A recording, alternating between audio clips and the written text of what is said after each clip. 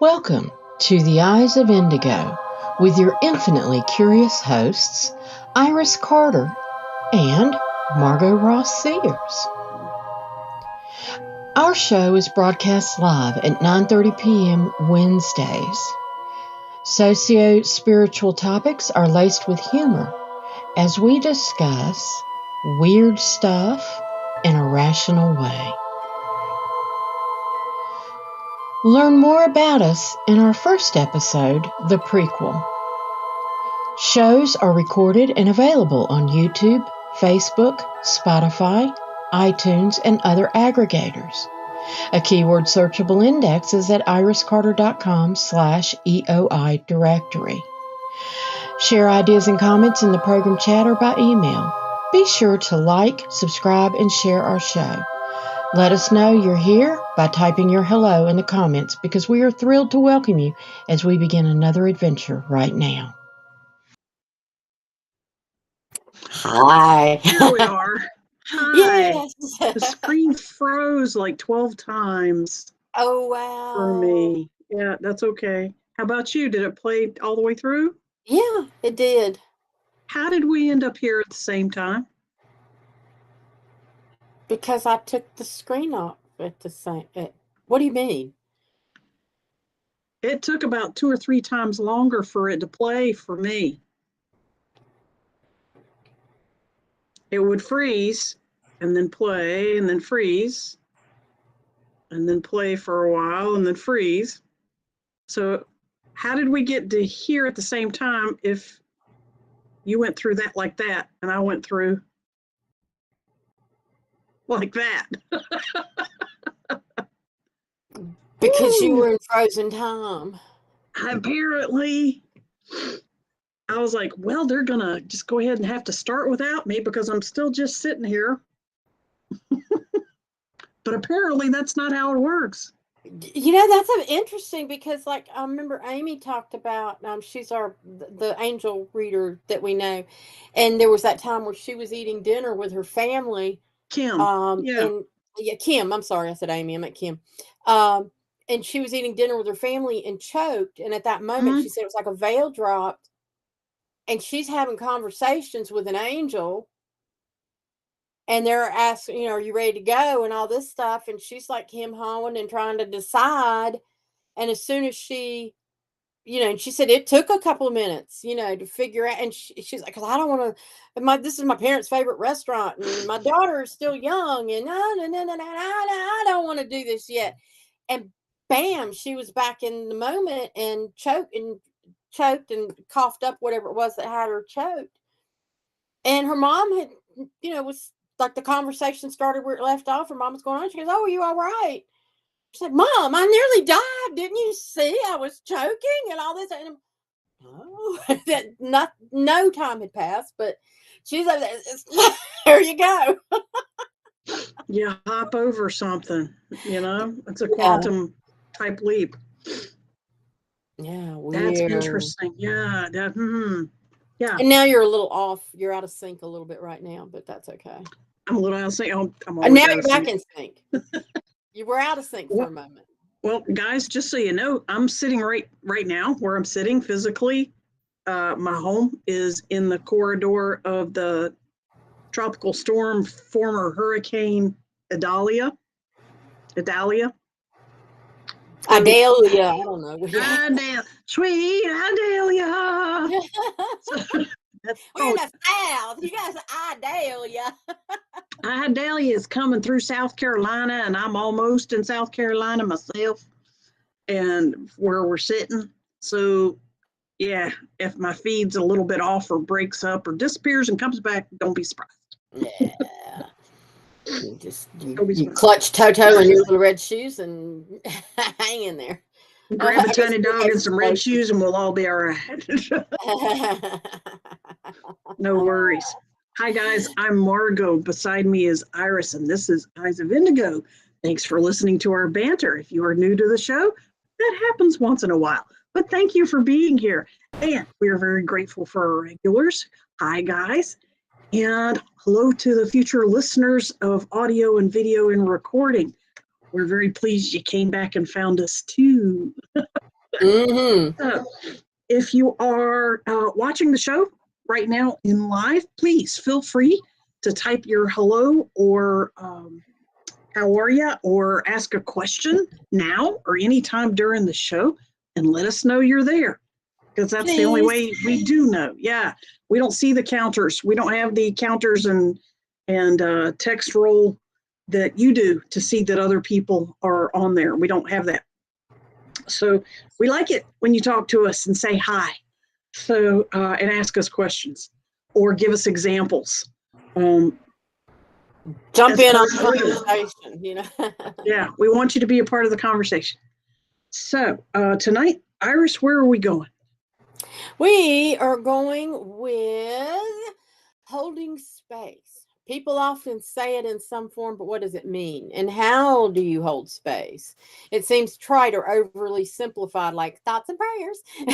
Is it a phrase used when there are no other words, or is the meaning deeper? So that's where we're going with it. And yeah, so I guess the best way to kind of start this is to look at one definition that I found, an example. Yeah. And it's what does it mean to hold space for someone else? It means that we are willing to walk alongside another person in whatever journey they're on without judging them, making them feel inadequate, trying to fix them, or trying to impact the outcome. When we hold space for other people, we open our hearts, offer unconditional support, and let go of judgment and control. Okay, so we're done. Pretty much. Yeah. But yeah, for people like me, letting go of control and not trying to fix it and try to mitigate the outcome and so on, or maximize the outcome or minimize the damage or whatever. For people that are healers and teachers and parental types, yeah, that's the biggest parts of the challenge. But as you can see, there's a lot of other challenges involved in holding space as well, such as withholding judgment, assigning blame either to the person talking or to yourself or to outside factions, so and so, something making it worse. Those all tied in to trying to hold space and some of the challenges of holding space. Iris, where are we going to go first? Well, one of the things I noticed in something you just said that I want to address is I am in the process of eliminating the word fix from my vocabulary because nobody's broken. Correct. They are what they are. They're who they are. Their beliefs are what they are. They might want to change, or they might find that a change would behoove them. So if they want to change, I'm willing to help them make that happen. But I'm not fixing anybody because that's not my responsibility. It's not my judgment to say they're broken and I'm going to fix them. Right. And that's something we tend to do as nurturers and healers and all.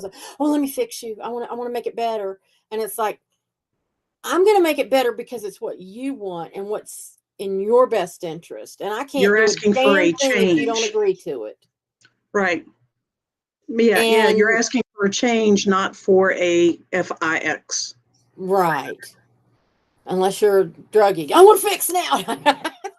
Total different fix. Sugar fix. Different kind of fix. Yeah. Yep. So it's in the whole concept. I like that concept of holding space, meaning it's almost like you're giving them a protective cocoon. Safe space that, I'm a safe space and I'm holding this space open for you, and you can confide, you can talk, you can share if you want. And if you don't, that's okay too, because it's your choice. You're the one in distress or in pain or in need at the moment of emotional support, whatever it may be. And regardless of what that person's been through or what they did or didn't do to make their situation happen, their reactions are very real, and it's real to them. I know a lot of times, we tend to minimize and oh, it'll be okay. Gee, I've had it worse. It could be worse. Or I went through this. I know exactly what you're going through. God, that's the last thing you want to say to anybody. One-upmanship. Yes. So incredibly rude. Yes. You think that's bad? Let me tell you about the time I blah, blah, blah. And then you're turning everything back on you, and that's not holding space. That's sucking the air out of the space that you're holding. That's an emotional vampire. My favorite term, emotional tampon.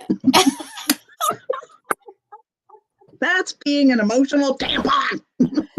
And you blow up just like one of those that they used to put in a glass of water. Yeah. Yeah. Yeah, that one-upmanship. Oh, Jesus. Yeah, I've got it worse than you. I know more than you. And you know what? Trying to get away from the judgy thing. I understand that some people try to do that or say those kinds of things in an attempt to express compassion. You're not alone. Hey, I went through the same thing and this is my story too. But there's also the concept of balance and overkill. I understand is all you need to say. You don't have to justify it with making it all about you. And suck it up, buttercup doesn't help either. Because whatever that person is going through, their feelings are very real. And it's from their perspective. You cannot possibly know how bad it is or how much worse it could be for that person. I have seen people squelch their feelings and go, well, I used to do it to myself. Oh, I could have it a lot worse. Why am I bitching about this? And it's like, no, I stopped doing that to myself and going, sometimes I need to quit the pity party. And when I do, I'll tell myself, quit the pity party. But there are times where, damn it, this is my distress and I'm going to own it. Because if you don't go through a grieving process or if you don't acknowledge the pain, If you you're skip just over stuffing it down. Yeah. And it's like, go ahead and let that person feel the feels that they need to feel so that they can process it and move forward.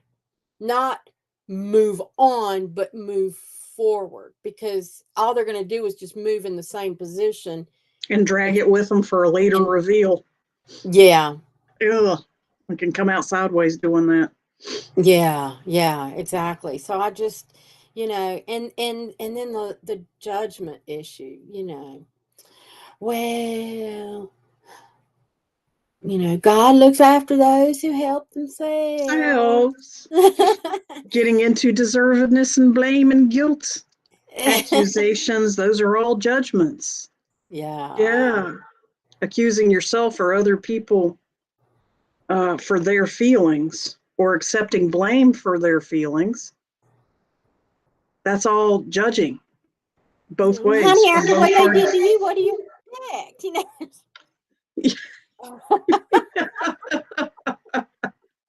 You know what that made me think of? That made me think of the Steel Magnolias, the character that Shirley MacLaine played.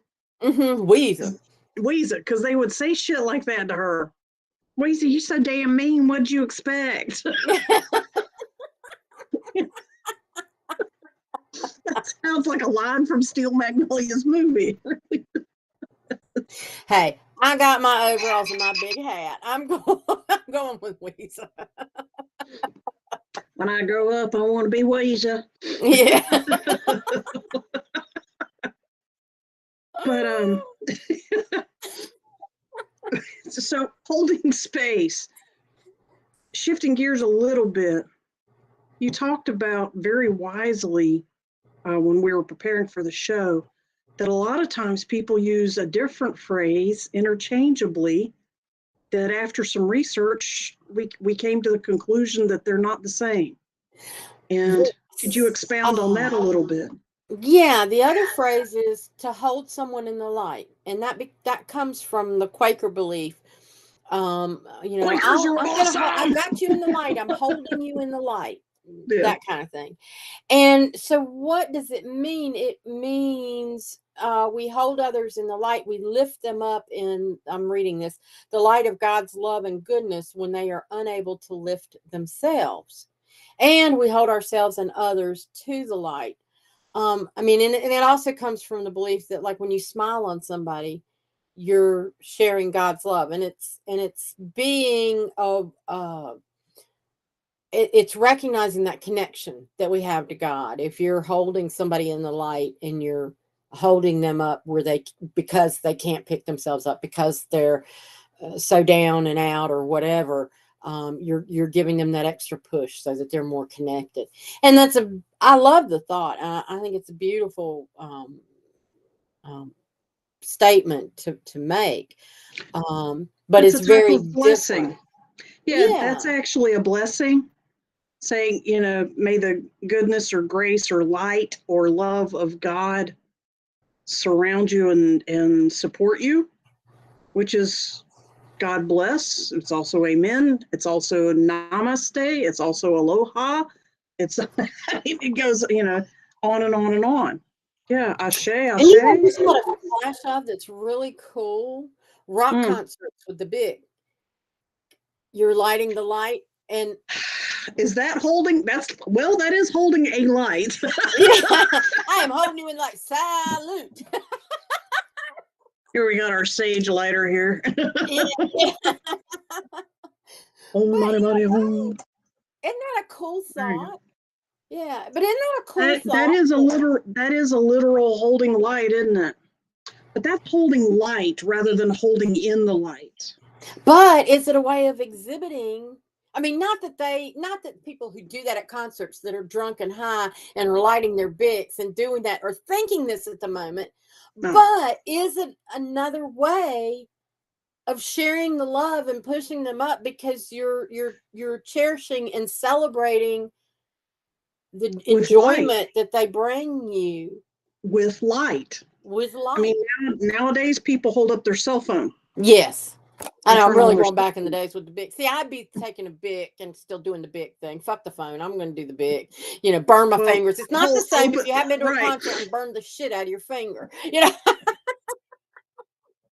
And think about it. Thousands of people with open flame. And it was not considered a security hazard. And in the 80s, hair. And high people and drunk people waving open flames around bouffant hairspray. Woo! And we made it. We're still here. Yeah. Put that on your gravestone, Aquanet. Rest in peace. Yeah. Oh my God. Cause of death, Aquanet. At a concert. But yeah, we celebrate the vibration, in that case, in a concert, the sound, which is amplifying heart vibrations and chakra and spiritual. It's inspiring and carrying and amplifying people's vibes. They're expressing it by using light, be it a cell phone or a lighter. That's brilliant. That's a brilliant observation, Iris. Thank you. Absolutely. Yeah. It's a brilliant. But that and I'm thinking linguistically, holding somebody in the light and holding up the light, or you're right. Those are shades of meaning that are almost irrelevant. Because you're lighting the space for them. Because you're still a group effort. Yeah, and you're still connecting as a group. Same way that people do in drum circles. Mm-hmm. They use sound to connect to everybody, else in the group. Well, yeah, in a concert, you use lights as well as sound, because they all start singing too. Yeah. during a concert for the most part. Yeah. Well, let me I'll also, you had brought up this Another way to express, how to cope with someone else's emotional expression of hurt feelings. Yeah, so let me pull this up real quick. I got it over here. I just got to bring This guy, the video where I'll set it up a little bit. This guy is a psychologist, and he looks like he's stoned in that picture. Poor guy. Well, that's unfortunate.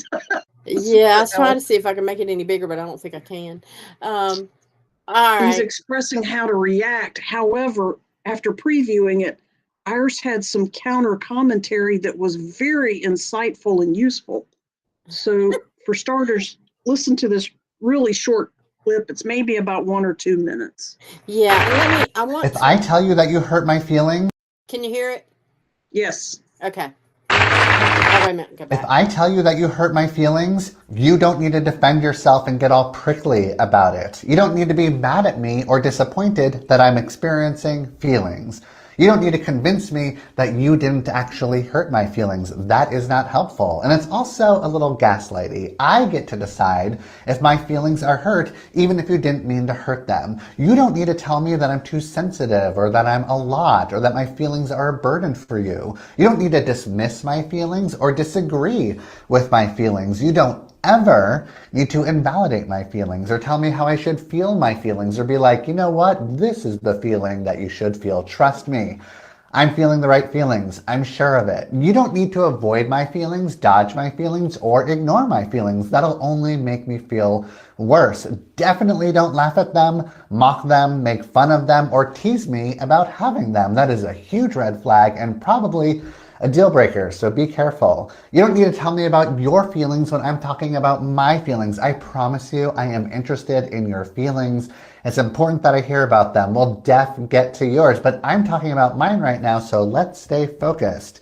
You don't have to distract me. You don't have to tell me how to feel better. You don't have to come up with a solution to my feelings. And for the record, my feelings are not wrong. Feelings are feelings. There isn't anything untrue about a feeling. If I tell you that you hurt my feelings, just be there without an agenda.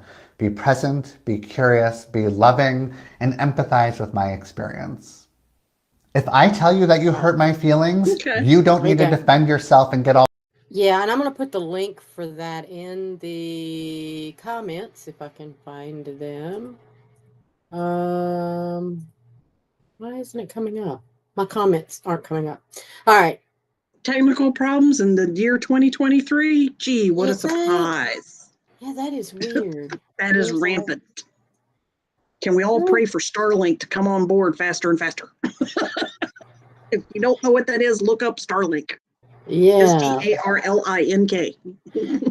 Anyway, I'll put the link in the comments after we're done. But yeah, he's got good points in that, and he's kind of telling it from a reverse of things we covered before, where he's saying,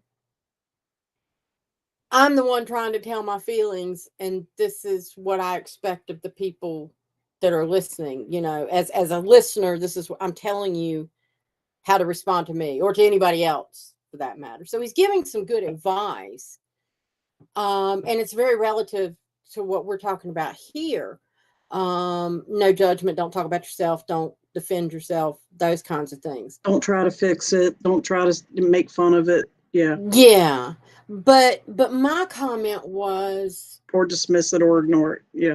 Yeah, but the thoughts that I came up with was, he's giving the advice to people on how to respond to somebody who is being emotional.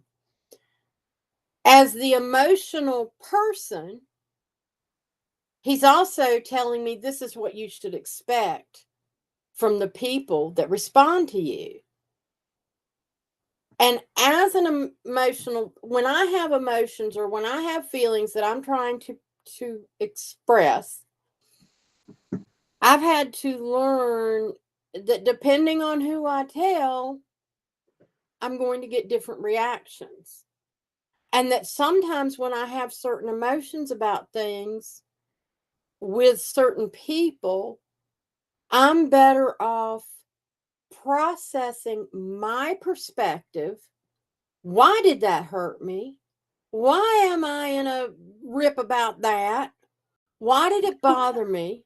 It's a good expression. Why am I in a rip about that? I like that. It sounds clear without sounding judgy. Yeah. It doesn't sound condemning. So I'll give you a sidebar. I apologize, but it's relevant because this is a little bit about self-talk too. All right. Yeah. Not just admitting to other people. But my mother, when she gets on that, she doesn't say, why does I get ripped up? She'll say, Margo, not Margo. My mother will say her own name and go, Carlin, damn it, you jackass. Why did you say that? Why did we, God, you're an idiot. She literally talks to herself in the third person and calls herself stupid and dumbass and jackass. And that was dumb. And boy, you're so stupid. She says those things to herself when she doesn't like what just transpired from herself. Yeah. And I used to do that. And then I learned I'm just human. I am human. And I am not going to use those words to reinforce the voice in my head. The voice in my head is now disappearing because I'm ignoring it. It has less and less power. And now I recognize, hey, everybody makes mistakes. Everybody's human. Everybody, and are you really making a mistake when you're making the best choice you can make in any given situation at a certain time? Can you even call that a mistake? But going back to, when I get in a rip about something, I'm going to ask myself, why did what they do bother me? Why am I mad at them or upset with them? Or why am I allowing their energy that I'm perceiving that may or may not be real to upset me? Why am I choosing this reaction to what they did? Where is this coming from? Yes. And 99% self-analysis, really quick. It's my own shit. And I'm crying and whining and they hurt my feelings because, oh shit, I did that, didn't I? Oh, that's why it hurt my feelings. Get over yourself, Iris, and don't let them rent space in your head.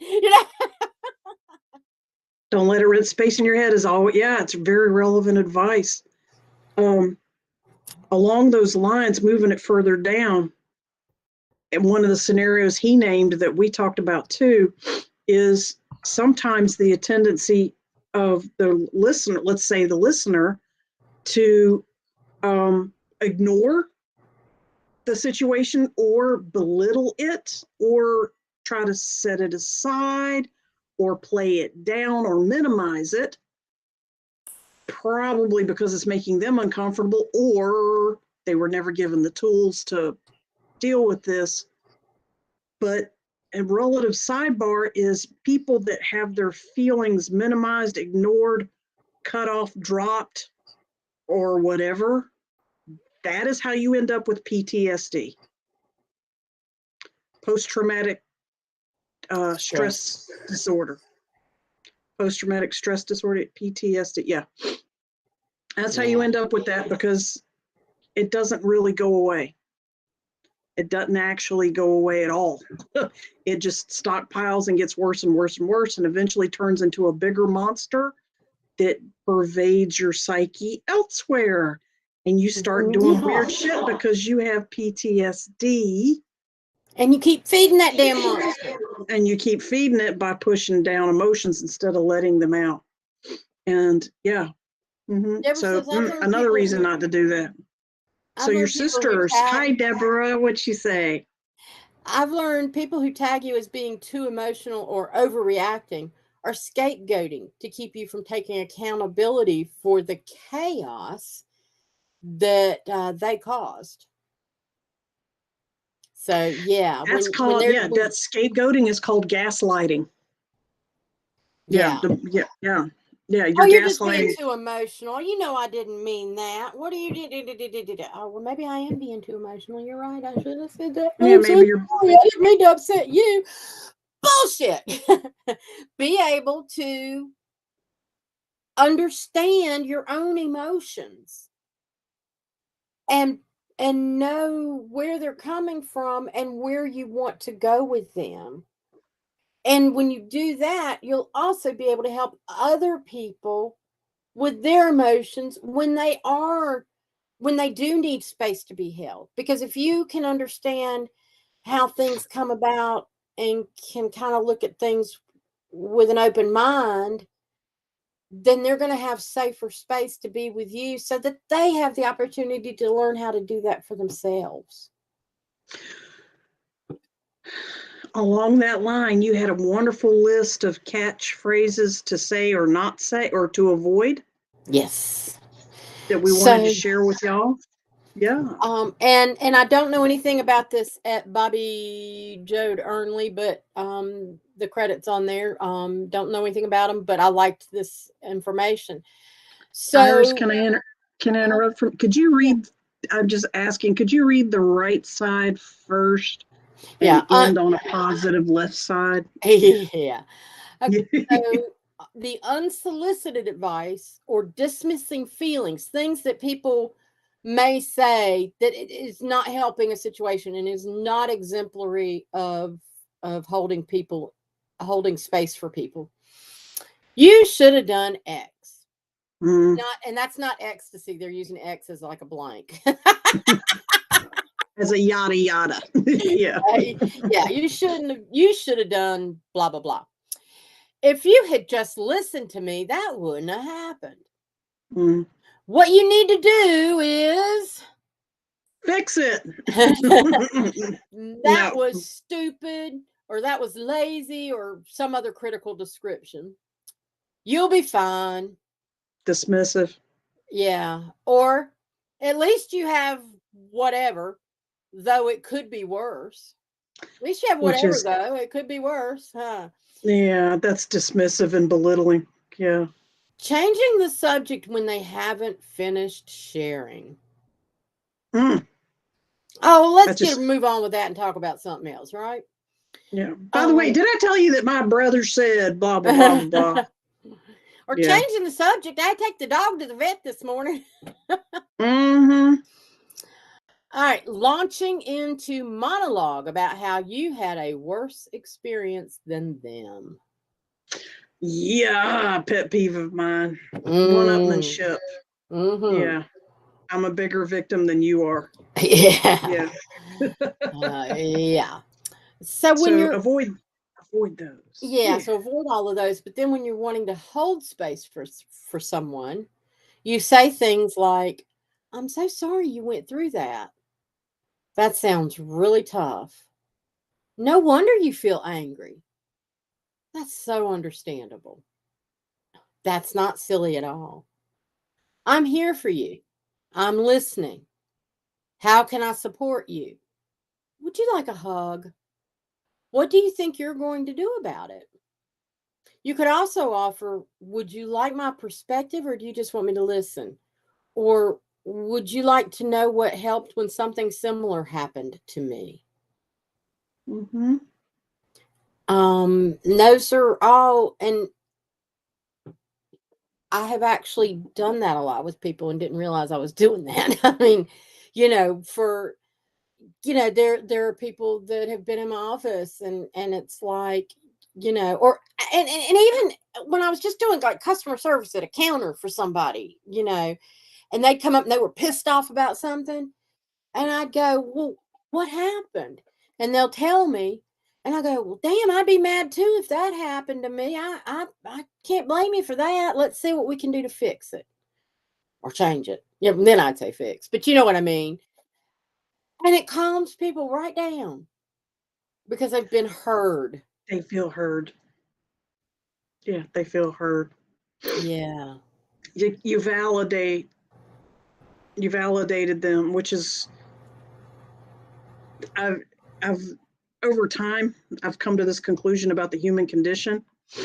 Humans exist in modern society, in 3D society, not in 4D and 5D, but in 3D society, to be validated or invalidated. They seek one or the other, and they do one or the other. And if you want people to like you, you validate them. If you want people to listen to you, you validate them. If you don't want to be manipulated by other people, pay attention to how much you eat up their validation of you. All right. So pay attention to how much validation or invalidation are you tolerating from other people, not from yourself, from other people. But yeah, in the customer service situation, validate the customer. You'll get resolution a lot faster. And even in my office now, when people talk about, like they're changing careers, or they've gotten fired or whatever, and and they're in a state of confusion, they're at a loss, they're mourning loss. And I have told people, I have pointed out, you're going through a big change right now. You have every right to be angry, and you have every right. They said, well, I just sat and cried all week last week because I was out of a job. I said, and that's okay, because you're grieving. And they kind of looked and went, oh, they don't realize this is a valid life change. You feel persecuted even if it's just a company layoff where 50 other people have lost their jobs. You feel like you're not good enough that they kept you. It's personal. And I said, and then those who get fired for something they did, whether it was justified or not, it's still a huge change, and it's a loss, and it's a recognition of, I've got to go in a different direction now, and you don't quite know where you're going. And then there's those people that I look at and go, so how long have you been wanting to leave this job? And they go, whoa. I was like, you think the universe isn't listening to you? Yeah. Yep. Got my eyes on you. Well, sign language, that also means to check somebody out. Yeah. Guys and girls scoping each other out. Woo! Yeah. That's another version of it. But I see you. Yeah. Shift. When you can point out something that blatant to them, it can help them make that shift into, oh, well, I'm in more control than I thought I was. And another thing is, okay, I've heard you. We've talked about this. No doubt you're hurting and you're in pain. What do you want to happen next? What do you see happening next? What's your next move? How are you going to move forward? Those kinds of questions. And you see the light bulb go on. And they realize, it's safe for me to move forward. I've had this. I know it's happened. And now I know how to make change happen in my life. Or I know that I have the power. Here's somebody that's validating me and that showing you have options. Yeah.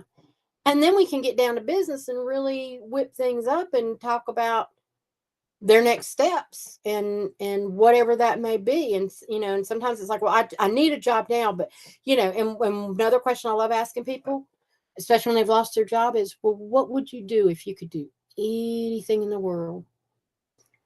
What would it be? And they'll get quiet and they'll think and they'll go, I've always had an interest in. I said, okay, so let's make that happen. Now's your chance. How are you going to make that happen? And sometimes I'll stop and I'll start making suggestions. Well, you did this and you want to do this. Here's how you get to that. You might not be able to do it tomorrow, but in a year or two, you could have the credentials you need to move forward. Well, I need a job now. Right. We're going to help you find a job now with what you have. And then you're going to go and look into the programs that'll get you into what you want to be. And here's the path that you need to follow. And they leave excited and motivated. They've been heard. It makes my day when I can do that for people. You are a social worker. Yeah, you're doing counseling and therapy. unintentionally to get these people into a place to find a job, Yeah. psychologically, as well as literally on paper. Yeah. It's amazing. Yeah. And what's funny about it is I follow a lot of the usual conventions, but I listen and I get readings and follow the information that I'm getting, which helps me help them much quicker because Yeah. I'm listening, and I listen to what they're saying and I listen to the tones they're giving it to me in. And I'm going, do you really mean that? Is that something you really want to? Well, I don't want to do that, but if I have to, okay, but maybe you don't have to. Let's look at this instead. Or have you thought about, and I'm getting ideas downloaded to me as fast as I'm giving it to them and going, they need to do that. And sometimes I'm surprised. I'll kind of go, well, I never would have thought of this, but, have you thought of it? Oh my God, that's awesome. Yeah, I could do that because my uncle does it. And they'll get all excited. And that's you holding space. Yeah. For your clients. Yes. That's you acting on a much more complex level, and it's multi-level too, which is what you're saying is an excellent illustration of how holding space is way much more than just thoughts and prayers. Yeah. It can have multiple levels of complexity based on the need for the response, such as in your case, you're talking about a professional responsibility to assess these people. And then, of course, there's the emotional component, the social component, and the physical, psychological component of their reaction or their sadness or their grief or whatever. But all those are different layers of holding space without judgment and with the highest compassion you can muster at the time.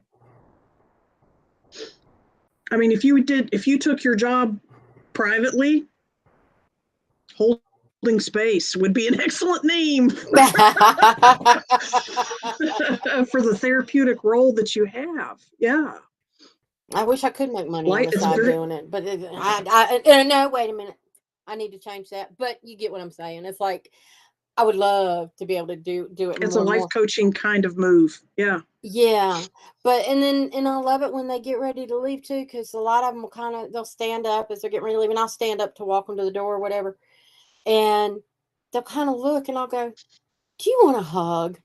And they're like, "Yes," they're excited. And once in a while, I love it when I have the person that goes, "Can I give you a hug?" And I'm, "Oh yeah, love it, bring it in." It's nice closure. And I found it interesting in that list of statements, it says, "Can I give you a hug?" And our culture is kind of iffy about physical contact because of 2020. And moving out of that further and further, realizing our immune systems do better when we have exposure and contact with each other than worse. And anyway, that's the whole hug thing. You're absolutely right. It brings everything into closure. It lets everything wrap up, sort of seals the deal. It's kind of like when you get married and the last thing you have them do is kiss each other. Yeah. Yeah, seal the deal. Yeah. Exactly. Well, let me show. I gotta show this first of all. I think this is funny. Kind of. It's the cat laying with an arm on the. All cash. Yeah, real casual. And it's like, I'm holding space for you, but then I'm gonna need my alone time. Little arrogant kitty face. That was cute. And this one got a guy and a woman. It's a sort of like a 40s looking poster type romance novel cover looking thing where she's got her arms supporting the guy's head and she's leaning up against him all close on the divan. And what turns you on, baby? And he goes, "You holding space for me to drop my performative masks so I can express my full range of emotions in a healthy way in order to form a more compassionate relationship with the unmet parts of myself." That's a prelude to a kiss. Hey, for somebody like you or me, that would work. I'm turned on too, baby. Thank you very much. That would try back in the 40s, not so much, possibly. But yeah, that's a hell of a speech. But it's true. It's a great cartoon. Thank you. And another one is a little girl and a giant bear. We're still trying to figure out why this little girl is It's a holding photograph. bear's head. Yeah, I mean, Yeah. the bear has his head hanging down, and she's shorter than that. But it says holding space, listening with empathy, emotionally connecting without withholding judgment, and communicating that incredibly healing message of you're not alone. Yeah, it looks like she's trying to comfort the bear. Yeah, but it's very scary. Such a strange. Yeah, the bear looks like he's about 600 pounds, and the child looks like a 3-year-old. Yeah. Like, sort of a Shrek and a little kid thing, Shrek and Pinocchio looking thing. Yeah. A little bit disproportionate. More like Shrek and Jiminy Cricket. Yeah. But sure. Yeah. So what other points can we make on this, Monica? It holding space, the phrase itself pretty much is self-explanatory. Holding, I think most people understand. It's the word space in that phrase, in that terminology, the concept, maybe not just the word, but the concept of the word, that kind of throws people off for what is that. And basically, I mean, just sort of to nutshell it a little bit further and tighter, is when you're holding space, it's another way of saying creating, in a faster, shorter way, creating safe space so that you don't feel so much like your world is dark and caving in and tight and you have nowhere to go and getting worse and depressed, which is a downward feeling. Well, when you have space, you can breathe, you can expand, you can freely speak and move around and be. And you need space. What humans do, humans need space to breathe and expand verbally, emotionally, energetically, and physically too. And holding space means you're allowing that. I just had a revelation on that when you were saying that. You know, if like somebody collapses in public, what's the first thing that somebody who's administering them does? Okay, everybody back up and give them space. Yeah, give them some room, give them some air. Give them some room. And that's kind of what you're doing with somebody who is going through trauma, whether it's emotional or physical, is you're creating that I've space. always wondered what the hell did that do for them? They're unconscious on the ground. Who gives a shit about giving them space? They're not going to move. They're not going to move, but it gives them room for energetically. Yeah. Keep the air clean. Everybody's not hovering over, and then you're bumping heads and knocking other people out when you stand up after you pump their chest or whatever. Breathing, and breathing on them. Mm-hmm. Yeah, so might have, but yeah. If you're just gawking, go on, you know. Right, that's a disrespectful energy. Right, if you're not going to help, that's a disrespectful energy to gawk and rubberneck. Yeah, and that's what people who are not holding space for people are doing. It's the gawkers and the rubberneckers that say things like, you'll get over it, it'll be all right. What did you do to deserve that? Yeah, those are your, which is also a religious statement. That was the other thing I wanted to bring up. Holding space is held, the concept of holding space is also pretty common across almost all religions, not just Quaker. Except for the judgy parts. Except for the judgy parts. Yeah. So, I mean, going forward, running this through your day-to-day life for different people, it's a yardstick of sorts, holding space. And what is that? It's kind of a yardstick. The next time the dogmas or the principles of your organized religion come across your scope. In other words, for analysis, for validation or invalidation of, is this my vibe? Is this my language? Are these my people? Is this holding space as I know it? Or is this shutting down resistance so that the dogma can exist without rebuttal? So, yeah, it's another yardstick to measure the truth, not only of people around you, but of spiritual and religious dogmas around you too. Yeah, how genuinely does this ideology hold space? And almost all religions have a version of it, not a version, but a version. A version.